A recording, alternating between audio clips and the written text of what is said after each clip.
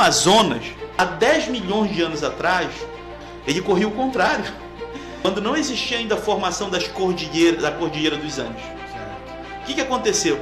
A placa de Násica e a placa sul-americana se encontraram e começaram a se comprimir uma contra a outra. E o fluxo do rio mudou. Passou então a descer da Cordilheira dos Andes, mas para ele mudar o curso e chegar até o Oceano Atlântico, ele teve que fazer um esforço gigantesco, indo serpenteando mesmo esse caminho. Formou uma bacia hidrográfica gigantesca. Essa bacia hidrográfica gigantesca gerou muita evaporação e isso gera muita chuva. A chuva trouxe consigo a formação da floresta. A floresta amazônica surgiu assim. É a chuva que gerou a floresta aqui na Amazônia. Existe uma proto-vegetação, que é uma vegetação antiga, que existia aqui antes da formação dessa formação como a gente conhece aqui, a floresta amazônica, que eram os cerrados. Ainda tem um restinho de cerrado, tem um pouquinho de cerrado aqui no Amapá, tem um pouquinho de cerrado no norte de Roraima, também lá no noroeste do Pará tem um pouquinho de cerrado. Esse cerrado é uma formação anterior, era essa formação que existia vegetal antes da formação da floresta amazônica. Aproximadamente 10 milhões de anos atrás, com o rio Amazonas, o fluxo mudou.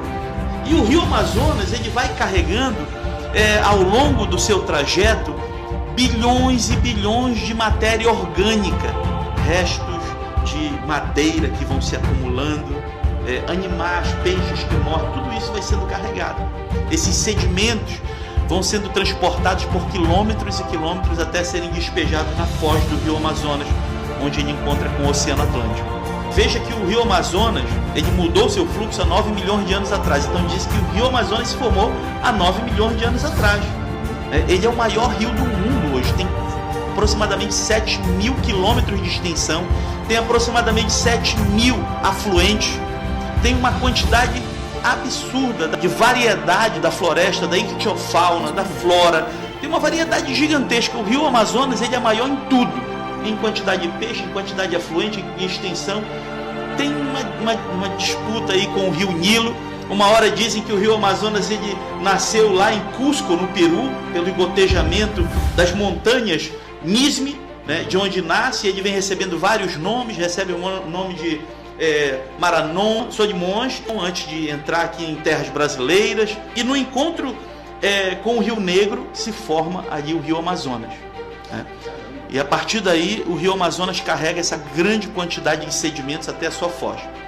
Bem, essa quantidade imensa de detritos, de sedimentos, é que é responsável por essa formação de petróleo aqui na foz.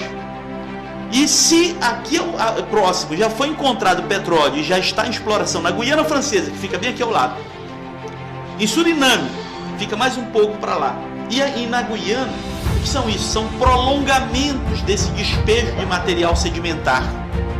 É um prolongamento. Ele joga tanto material em direção à Guiana Francesa, Suriname e Guiana, quanto joga para o outro lado também. Joga em frente ao Pará, ao Maranhão. Então você vê o tamanho da pluma é muito grande. Você olha de satélite, você vê o tamanho da pluma que se forma. A pluma é aquele material sedimentar que o rio Amazonas carrega ao longo de milhares de quilômetros e joga na foz. Então, quando você olha uma imagem aérea, você vê perfeitamente, bem nítido ali até onde alcança a pluma do rio Amazonas.